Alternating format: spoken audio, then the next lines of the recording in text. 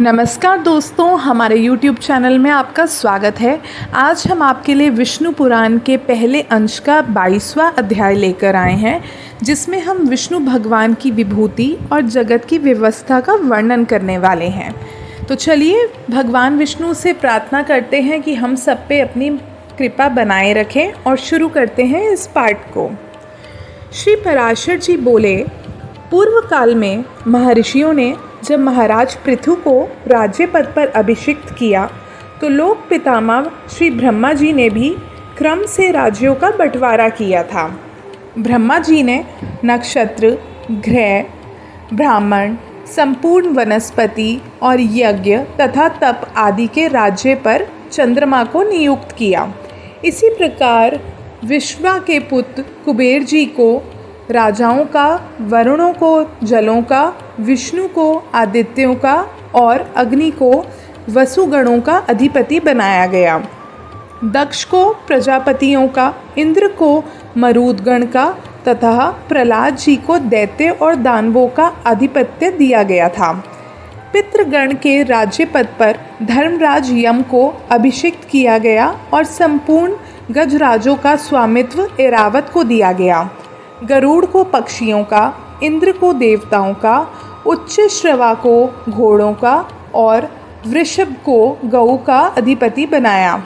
मृगों यानी वन्य पशुओं का राज्य सिंह को दिया और सर्पों का स्वामी शेषनाग को बनाया। परों का स्वामी हिमालय को, मुनिजनों का कपिल देव जी को और नख तथा दाढ़ वाले मृगगण का राज्य व्याघ्र को यानी बाघ को बनाया तथा प्लक्ष को वनस्पतियों का राज्य दिया। इसी प्रकार ब्रह्मा जी ने और जातियों के प्राधान्य की भी व्यवस्था कर ली थी। इस प्रकार राज्यों का विभाग करके अनंतर प्रजापतियों के स्वामी ब्रह्मा जी ने सब और दिक्पालों की स्थापना की। उन्होंने पूर्व दिशा में वैराज प्रजापति के पुत्र राजा सुंधवा को दिक्पाल पद पर अभिषिक्त किया तथा दक्षिण दिशा में कर्दम प्रजापति के पुत्र राजा शंख पद की नियुक्ति की। कभी च्युत न होने वाले रजस पुत्र महात्मा केतुमान को उन्होंने पश्चिम दिशा में स्थापित किया और पर्जन्य प्रजापति के पुत्र अतिथाद्वीप और वे आज तक 7 द्वीप और अनेकों नगरों से युक्त इस संपूर्ण पृथ्वी का अपने अपने विभाग अनुसार धर्म पूर्वक पालन करते हैं। ये तथा अन्य भी जो संपूर्ण राजा लोग हैं वे सभी विश्व के पालन में प्रवृत्त परमात्मा श्री विष्णु भगवान के विभूति रूप हैं। जो भूताधिपति पहले हो गए और जो आगे होंगे वे सभी सर्वभूत भगवान विष्णु के अंश हैं।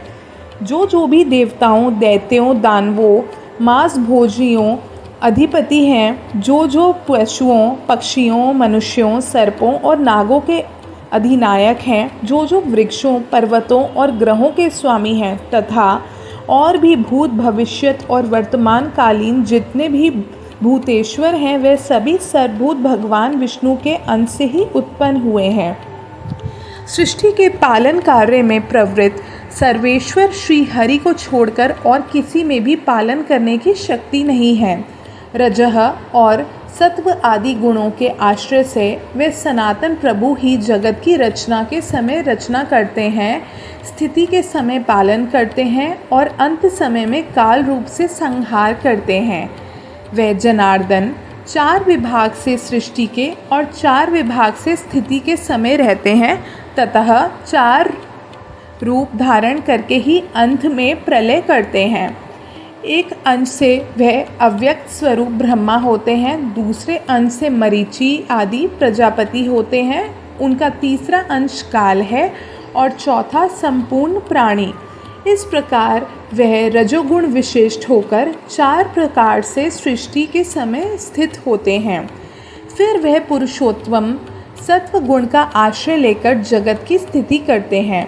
उस समय वह एक अंश से विष्णु होकर पालन करते हैं, दूसरे अंश से मनु आदि होते हैं और तीसरे अंश से काल और चौथे से सर्वभूतों में स्थित होते हैं तथा अंत काल में वह अजन्मा भगवान तमोगुण की वृत्ति का आश्रय ले एक अंश से रुद्र रूप, दूसरे भाग से अग्नि, अंतक आदि रूप से, तीसरे से काल रूप और चौथे से संपूर्ण भूत स्वरूप हो जाते हैं।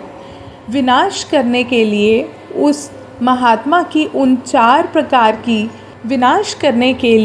उन महात्मा की यह 4 प्रकार की सार्वकालिक विभाग कल्पना कही जाती हैं। ब्रह्मा, दक्ष आदि प्रजापति गण, काल तथा समस्त प्राणी, यह श्री हरि की विभूतियाँ जगत की सृष्टि का कारण है। विष्णु, मनु आदि काल और समस्त भूतगण, यह जगत की स्थिति के कारण रूप भगवान विष्णु की विभूतियाँ हैं तथा रुद्र, काल, अंतक आदि और सकल जीव श्री जनार्दन की ये 4 विभूतियाँ प्रलय भी ब्रह्मा, मरीचि आदि तथा भिन्न भिन्न जीवों से ही सृष्टि हुई है। सृष्टि के आरंभ में पहले ब्रह्मा जी रचना करते हैं, फिर मरीचि आदि प्रजापति गण और तदंतर समस्त जीव क्षण क्षण में संतान उत्पन्न करते हैं। काल के बिना ब्रह्मा, प्रजापति एवं अन्य समस्त प्राणी भी सृष्टि रचना नहीं कर सकते। इसी प्रकार जगत की स्थिति और प्रलयों में भी उन देव देव के 4 विभाग बताए जाते हैं। जिस किसी जीव द्वारा जो कुछ भी रचना की जाती है, उस उत्पन्न हुए जीव की उत्पत्ति में सर्वथा श्री हरि का शरीर ही कारण है। इसी प्रकार जो कोई स्थावर जंगम भूतों में से किसी को नष्ट करता है, वह नाश करने वाला भी श्री जनार्दन का ही अंतकारक रौद्र रूप है। इस प्रकार वह जनार्दन देव ही समस्त संसार के रचयिता, पालनकर्ता और संहारक हैं तथा वह ही स्वयं जगत रूप भी हैं। जगत की उत्पत्ति, स्थिति और अंत के समय वह इसी प्रकार तीनों गुणों की प्रेरणा से प्रवृत्त होते हैं, तथापि उनका परमपद महान निर्गुण है। परम परमात्मा का वह स्वरूप ज्ञान में व्यापक और अनुपम है तथा वह भी 4 प्रकार का ही है। श्री मैत्रेय जी कहने लगे, आपने जो भगवान का परम पद कहा है वह 4 प्रकार कैसे है, ये आप मुझे विधि पूर्वक कहें। श्री पराशर जी बताने लगे, सब वस्तुओं का जो कारण होता है वही उनका साधन भी होता है, और जिस अपनी अभिमत वस्तु की सिद्धि की जाती है वही साध्य कहलाती है। मुक्ति की इच्छा वाले योगी जनों के लिए प्राणायाम आदि साधन है और परम ब्रह्म ही साध्य है, जहाँ से फिर लौटना नहीं पड़ता। जो योगी की मुक्ति का कारण है वह साधना लंबन ज्ञान ही उस ब्रह्मभूत परम पद का परम भेद है। बंधन से मुक्त होने के लिए योगाभ्यासी योगी का साध्य रूप जो ब्रह्मा है, हे महामुने, उसका ज्ञान ही आलंबन विज्ञान नामक दूसरा भेद है।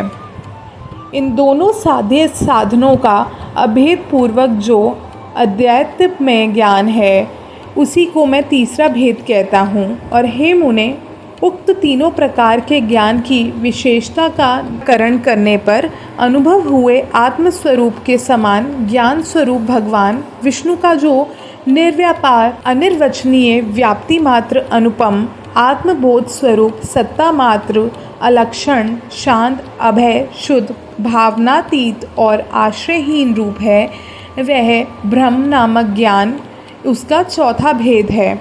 जो योगी जन अन्य ज्ञानों के निरोध कर इस चौथे भेद में ही लीन हो जाते हैं, वह इस संसार क्षेत्र के भीतर बीजारोपण रूप कर्म करने में निर्बीज यानी वासना रहित होते हैं।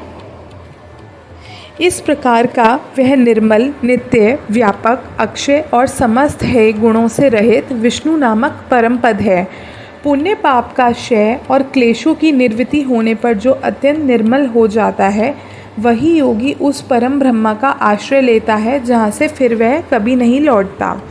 उस ब्रह्मा के मूर्त और अमूर्त 2 रूप हैं, जो क्षर और अक्षर रूप से समस्त प्राणियों में स्थित हैं। अक्षर ही वह परब्रह्म है और क्षर संपूर्ण जगत है। जिस प्रकार एक देशीय अग्नि का प्रकाश सर्वत्र फैला है, उसी प्रकार यह संपूर्ण जगत परम ब्रह्मा की शक्ति है। अग्नि निकटता और दूरता के भेद से जिस प्रकार उसके प्रकाश में भी अधिकता और न्यूनता का भेद रहता है, उसी प्रकार ब्रह्मा की शक्तियों में भी तारतम्य है। हे ब्रह्मांड, ब्रह्मा, विष्णु और शिव ब्रह्मा की प्रधान शक्तियाँ हैं। उनसे न्यून देवगण हैं तथा उनके अनंतर दक्ष आदि प्रजापति गण हैं। उनसे भी न्यून मनुष्य, पशु, पक्षी, मृग और सरीसृप आदि हैं तथा उनसे भी अनंत न्यून वृक्ष, गुल्म और लता आदि हैं। अतः हे मुनिवर, आविर्भाव, तिरोभाव, जन्म और नाश आदि विकल्प युक्त भी ये संपूर्ण जगत वास्तव में नित्य और अक्षय ही है। सर्वशक्ति में विष्णु ही ब्रह्मा के पर स्वरूप तथा मूर्त रूप हैं, जिनका योगी जन योगारंभ के पूर्व चिंतन करते हैं, जिनमें मन को सम्यक प्रकार से निरंतर एकाग्र करने वालों को आलंबन युक्त सबीज यानी संप्रज्ञात महायोगी की प्राप्ति होती है। वह सर्व ब्रह्म में श्री विष्णु भगवान समस्त पराशक्तियों में प्रधान और ब्रह्मा के अनंत निकटवर्ती मूर्त ब्रह्म स्वरूप हैं। उन्हीं में ये संपूर्ण जगत ओतप्रोत है, उन्हीं से उत्पन्न हुआ, उन्हीं में स्थित और उन्हीं में समस्त जगत है। कार्य कारण रूप ईश्वर विष्णु ही इस पुरुष प्रकृति में संपूर्ण जगत को अपने आभूषण और आयुध रूप से धारण करते हैं। इसके बाद श्री मैत्रेय जी पराशर जी से कहने लगे कि भगवान विष्णु इस संसार को भूषण और आयुध रूप से किस प्रकार धारण करते हैं, आप मुझे ये कहिए।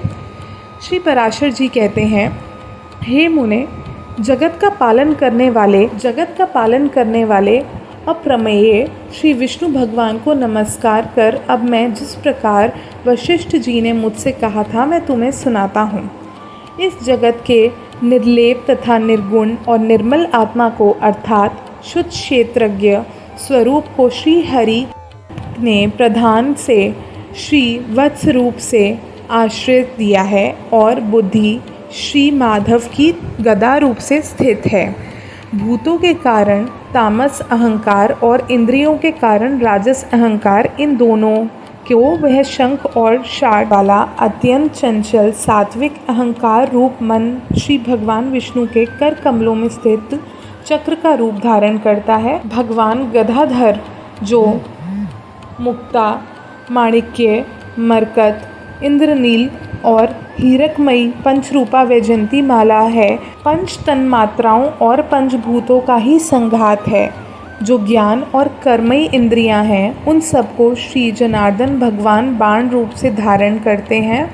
भगवान अच्युत जो अत्यंत निर्मल खड्ग धारण करते हैं, वह अविद्यमय कोश से आच्छादित विद्यमान ज्ञान ही है।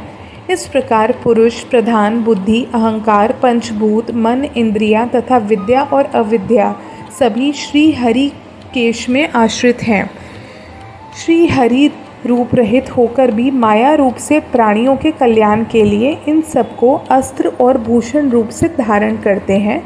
इस प्रकार वे कमल नयन परमेश्वर स्विकार प्रधान पुरुष तथा संपूर्ण जगत को धारण करते हैं।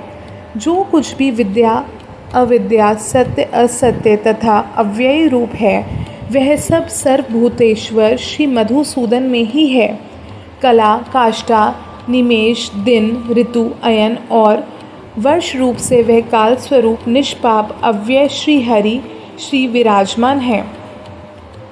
भूलोकों, भूलोकों और स्वर लोकों तथा मैं, जन, तप, सत्य आदि सातों लोक भी सर्वव्यापक भगवान ही हैं। हरि ही स्वयं लोकमय स्वरूप से स्थित हैं। निराकार और सर्वेश्वर श्री अनंत ही भूत स्वरूप होकर देव, मनुष्य, पशु आदि नाना रूपों से स्थित हैं।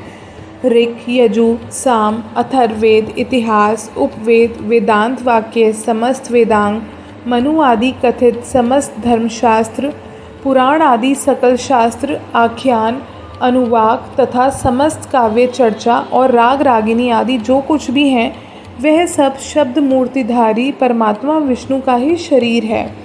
इस लोक में अथवा कहीं और भी जितने मूर्त अमूर्त पदार्थ हैं, वे सब उन्हीं का शरीर है। मैं तथा ये संपूर्ण जगत जनार्दन श्री हरि के ही हैं। उनसे भिन्न और कुछ भी कार्य कारण नहीं है। जिसके चित्त में ऐसी भावना है, उसे फिर देहजन्य राग, द्वेष आदि द्वंद्व रूप रोग की प्राप्ति नहीं होती। हे द्विज, इस प्रकार तुमसे इस पुराण के पहले अंश का यथावत वर्णन मैंने किया है। इसका श्रवण करने से मनुष्य समस्त पापों से मुक्त हो जाता है। 12 वर्ष तक कार्तिक मासों में पुष्कर क्षेत्र में स्नान करने से जो फल मिलता है वह सब मनुष्यों को इसके श्रवण मात्र से मिल जाता है। देव, ऋषि, गंधर्व, पितृ और यक्ष आदि की उत्पत्ति का श्रवण करने वाले पुरुष को वह देव आदि वरदायक हो जाते हैं। दोस्तों, इस प्रकार श्री विष्णु पुराण के पहले अंश का 22वां अध्याय और पहला अंश भी समाप्त होता है।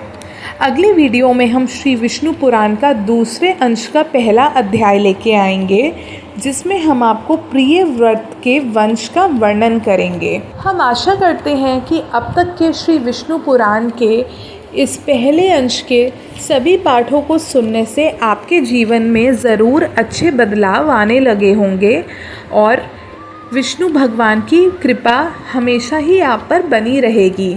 तो जल्द ही हम दूसरी वीडियो दूसरे अंश के साथ लेकर आते हैं। धन्यवाद।